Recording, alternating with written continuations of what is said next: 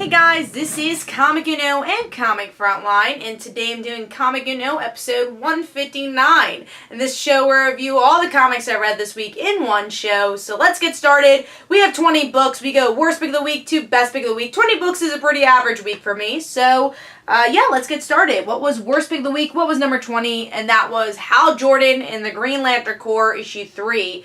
Which is a book I sadly think I'm going to drop. The artwork is pretty good, but the story is not really going anywhere. And for me, there hasn't been a hook. I feel like the Sinestro story has been done a billion times, and it doesn't really seem new here. We haven't even seen the other Green Lantern Corps yet, and we've seen maybe a couple of panels of them, but nothing really significant. So for me, I feel like it's not really worth it at the moment, unless like solicits shows that there's going to be a really interesting story that I'm interested in. For the future, I'll pick it up again, but yeah, it's just not really interesting me. So I gave it 2.5 stars, and I'd probably be dropping it. Moving on to number 19, which is another book I've been a little disappointed with, but definitely still sticking with, and that is Deathstroke issue 1. Best story here, once again, is his family story. I learned more about his wife, who I didn't really know much about, and she's pretty badass. I actually went to look up more about her, and I thought she was really interesting. Hopefully we get to see more of her. I like this idea that it's like, yeah, I trained you, now you're making me this stay-at-home mom. I love that. Them just fighting, and then them having sex, and me like, hey, I kind of want a divorce. I thought that was a perfect dynamic between the two. But the current story, I'm just not really interested in. It doesn't really hook me. The present story and the flashback just aren't enough.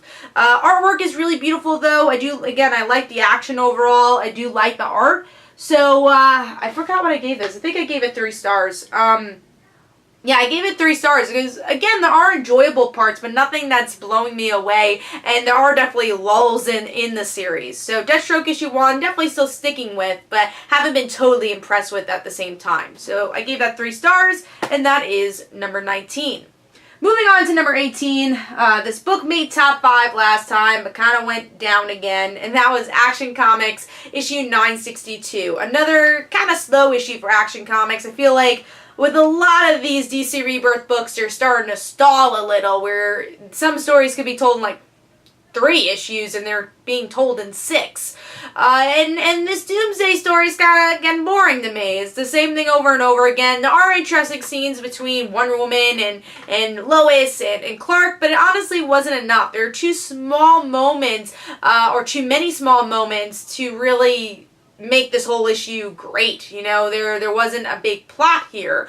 It's still kind of the same thing, and in the end, it's like, oh, this mysterious guy has captured Doomsday. I'm like, thought we were done with him. I want to move on and not see him again for a long time.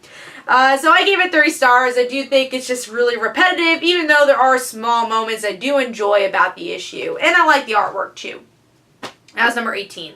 Moving on to number 17, which is a book that's actually a bit higher than usual, and that's Star Wars issue 22. I do think this book has improved a little bit with this issue, even though the story is kind of generic, just like, oh, I need to fight you, let's fly, and has some interesting banter. Like, the plot's not that great, but at least it's going in a better direction where I'm not bored with the series. And the artwork, even though not perfect at all, is better and less dark. So Star Wars issue 22, I gave 3 stars, and that was number 16, I want to say.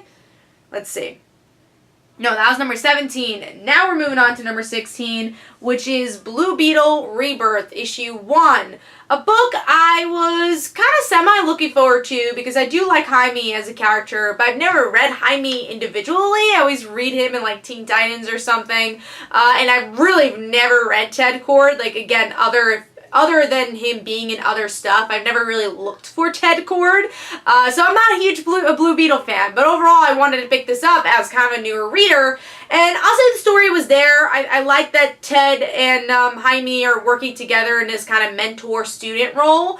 But there's kind of some weird action scenes that I don't think were totally necessary in the issue. And then the villain, who's like one of Jaime's best friend's aunts, kind of came out of nowhere, but I do like his friends. I like the possibilities of this series. I do think the art could be a bit better, coloring could be a bit better. It's a little messy, the artwork, in my opinion, but overall, I gave it 3 stars. I think it has potential, but didn't really blow me away at the same time.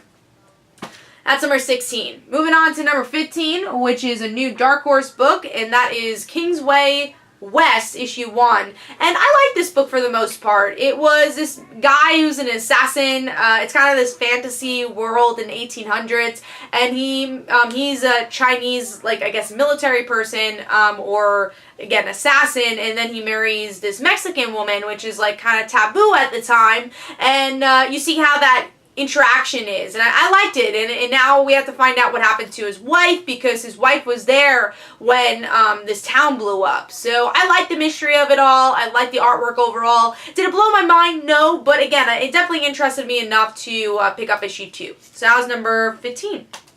Moving on to number 14, which is Wonder Woman issue 5. I will say I don't like this story as much as I do year 1, but it's still an interesting story. It's kind of an analysis on Steve and Wonder Woman's relationship.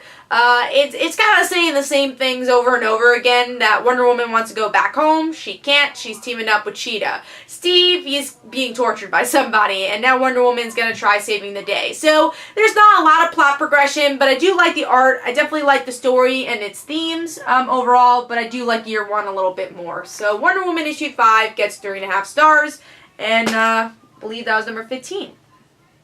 Let's see. Yes, no, that was number 14. Now we're moving on to number 13, and that is Invincible issue 130. Definitely lower than usual. This book tends to be in top 5, but this time this issue is a little bit slower. It's Mark and Adam Eve going to Earth. You think there'll be more conversation there, but a lot of the interesting conversations kind of happen off panel. Like Adam Eve and her parents, I always feel, are very interesting to watch. Happened off panel. It's all like, hey, let's catch up. Rex is still cool, or I don't really like him, but bye. And then we have Throg, who wants to defeat Mark, which is like, okay, we know that with every issue of Invincible, that he wants to kill Mark.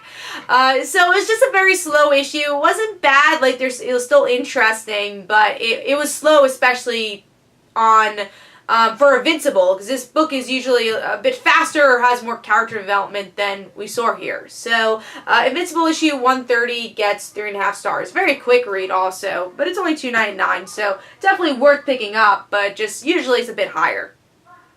Moving on to number 12, which is an annual, so I'm not going to talk too much because I did an in-depth review on my channel, so if you want more detail about this, go check out my channel. But this issue, has a lot of great short stories. I liked especially the Red Ranger short story. Love the artwork there. Really love the coloring. And that was the best story. The others, none of the stories were bad. I will say all the stories were really interesting. I guess the weakest one was definitely the Zordon brother thing. I could have done without. I wasn't a big fan of that, but overall they were all pretty good. I do think the price tag is a little too pricey. It's $7.99. I don't know if any of these stories are worth $7.99, but if you're a big Power Rangers fan, I think it's a good book, and I kind of wish it was a little cheaper though. So Mighty Morphin Power Rangers issue 1 annual 2016 gets 3.5 stars. Alright, now we're moving on to number, let's see, yes, number 11 we're up to. So number 11 is Patsy Walker, aka Hellcat, issue 9. I was actually pleasantly surprised with this book. Now the negative, and I did do an in-depth review on the Marvel Report if you want even more in-depthness of this book, but the negative I have for this book is Hetty's story. I kind of hate how two-dimensional her character is here, and that's the cover. You think is like, cool, we're gonna get an interesting story with Patsy's ex-boyfriends, but they're the least interesting part. Surprisingly, Jubilee is the most interesting part of this book. A character, especially her being a vampire, I never thought would fit here, but I liked it. And also I liked Patsy, dealing with, not the, the absence, I was going to say the loss, but the absence of She-Hulk. And seeing that she's been avoiding a lot of her feelings overall. And now she's in hell, and she's going to have to deal with them straight on, and hopefully that'll change the tone of this book a little bit, which I think kind of needs to happen. It's a little bit too fun at times. I do want to get a little bit more into these characters and past the jokes. I want to see more character development, and I think with this arc we could totally see that. So Patsy Walker, aka Hellcat, or aka Hellcat issue 9 gets 3.5 stars. I was surprised by it, but still not blowing me away as much as I want Patsy Walker, to do so. I like the character a lot. Alright, so number 10 is Miss Fury, issue 5. Last issue, sadly. I really like this series. It's from Dynamite. And I liked it overall. It's Miss Fury figuring out a little bit more about herself, a little bit more about her powers, and defeating the villain in a cool way. Artwork could be a little bit better in the series, I feel, but overall, I really do like the book. I like the character a lot, like the character development in this issue, and it leaves you off where you're like, oh my god, I want more Dynamite. Why is this not an ongoing series? But overall, Miss Fury, issue 5 gets 3.5 stars. And overall, I do recommend this series. I had a lot of fun with it. Alright, so now I think we're up to number 9. Let's see. We are up to number 9, and that is The Flash, issue 5. So The Flash. I think the series is definitely improving because of the art mostly. Look at this art. The artwork got a lot better. There are times where, like, anytime the camera is, like, below here, when it's, like, under the character, some of their faces look a little weird.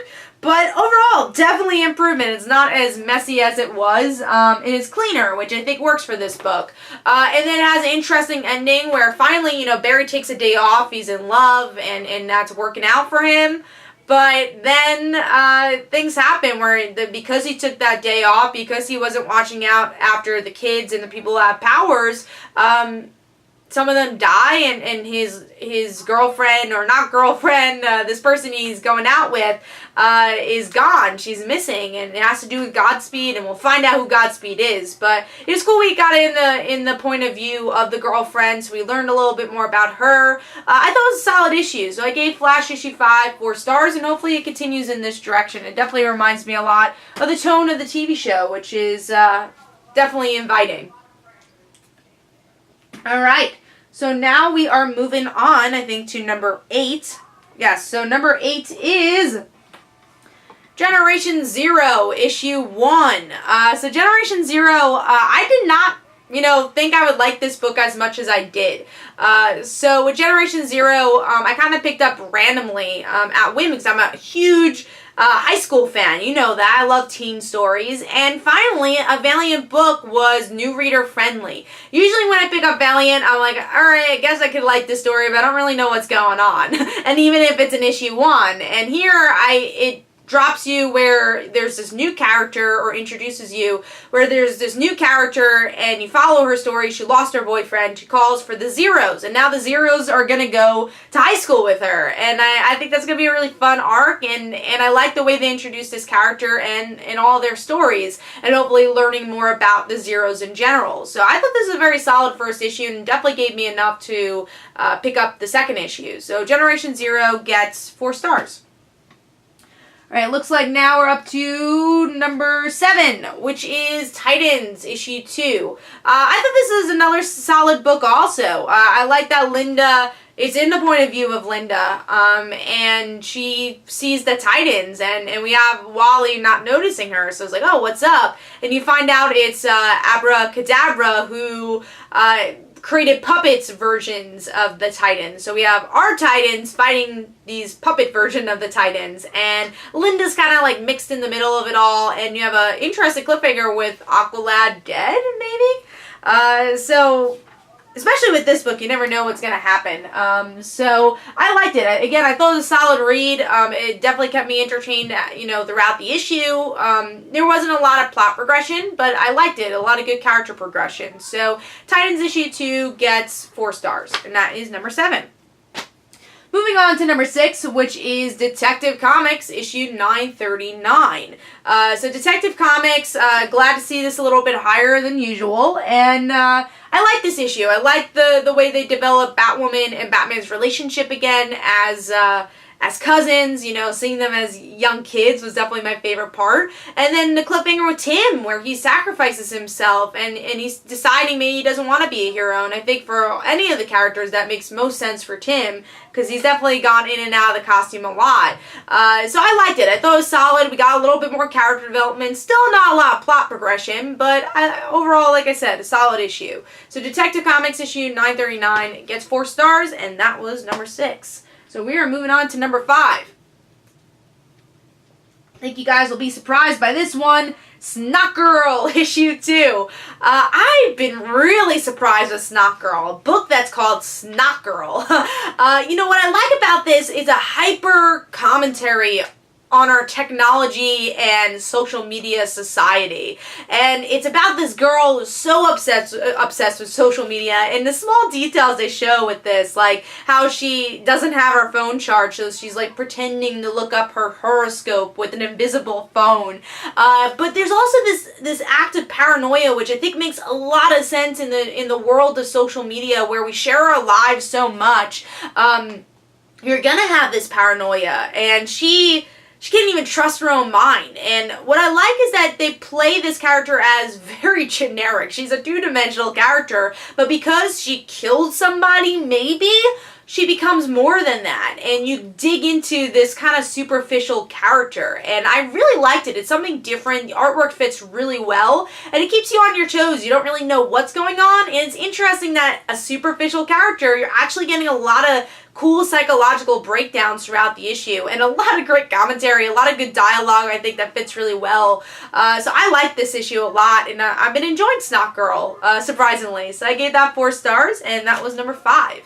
Moving on to number 4, which is Outcast, issue 20. I will say this is a bit of a slower issue, but we do get to see characters we don't really get to see usually, like Mark's wife and daughter. We learn that the daughter is very smart and that the school wants her, and I have a feeling this has something to do with demons more than her being smart. But it's cool to see a little bit more from them, even though I want to see more like the outcast side of her daughter and of course the wife, but I like their story. We get a little bit more from the priest, and that he gets kidnapped, and wherever Mark has been in the past couple issues with that. We actually did see a couple issues previously, but I liked it. Again, a bit of a slower issue, but there are some nice character moments here. So I gave it 4 stars, and that was number 4.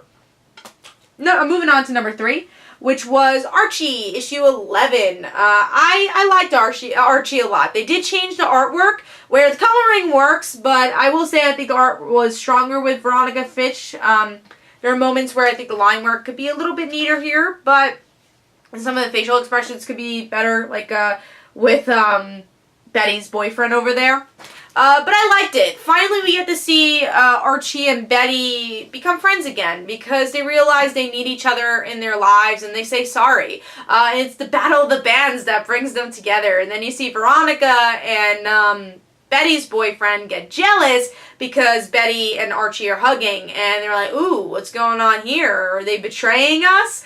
So I liked the issue overall. I thought it was fun. Definitely liked the ending. And there's a lot of funny moments throughout where Betty wants to make this band, and again, so does Archie. But they stay true to their characters, where they're like, yeah, we want to win, but even though Archie's there, I'm going to try my best. You know, it's not going to really affect me. I thought that was very much in character, and then them saying sorry even after this kind of whole war between Betty and Veronica. They play an interesting commentary on, I guess, the fandom of people who like Betty and people who like Veronica. So Archie issue 11 gets a solid 4 stars. Definitely a lot of fun, but I do miss Veronica Fish's artwork.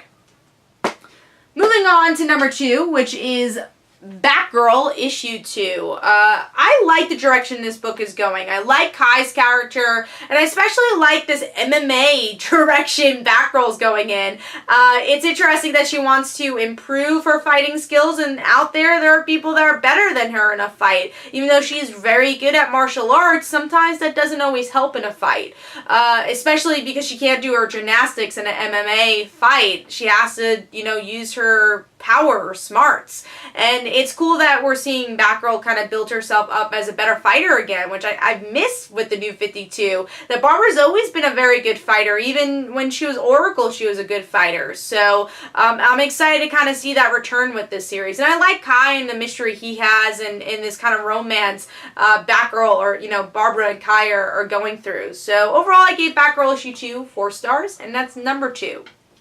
Moving on to number 1, a very surprising pick of the week, because I don't think this book has ever been pick of the week, but it's International Ironman issue 6. I will say, the only reason I've been picking this up is because the series is almost over. I think that I would have dropped the series a little while ago, but I like that that this book, it starts out with a character that you don't know. It's this rocker chick where she becomes an agent of S.H.I.E.L.D. and you're like, oh cool, so she joins this tour and she does what she likes and helps S.H.I.E.L.D. at the same time. Like, because Brian Michael Bendis is so good at dialogue, you're interested in this character. And then you have this other guy, you know, who takes the trade, takes the whatever our main character needs, that's giving away for the S.H.I.E.L.D., you know, S.H.I.E.L.D. agency. And then we find out there's this bad guy that's after them, and Brian Michael Bendis reveals that these two people are Tony's parents. And I like that reveal came in the end. I don't think I would like this issue as much as I did if it wasn't a story structure they told me. It's like, oh, who are these random people? How are they connected to Tony? And then you realize they're Tony's parents, and I liked it because I like these characters now. I'm invested. And again, I did not like the idea of Tony getting, you know, I guess new parents, that he was adopted. I didn't really think it was a necessary story, but I really enjoy where Bendis is taking it. I'm interested. So I gave this 4.5 stars because I was really pleasantly surprised by it. I like the storytelling in it, and I really like the dialogue and the characters overall. So International Ironman issue 6 is my pick of the week. I gave it 4.5 stars. Hopefully you guys enjoyed. In the comments below, let me know what was your worst pick of the week, your best pick of the week, and everything in between. Don't forget to follow me on Twitter. Don't forget to like my Facebook page. Also, description below, there are links for my comic book, Like Father, Like Daughter. And don't forget to like the Facebook page of Like Father, Like Daughter. And I'll see you guys later. And of course, I'll have Comic You Know episode 160 next week. See you guys later. Bye.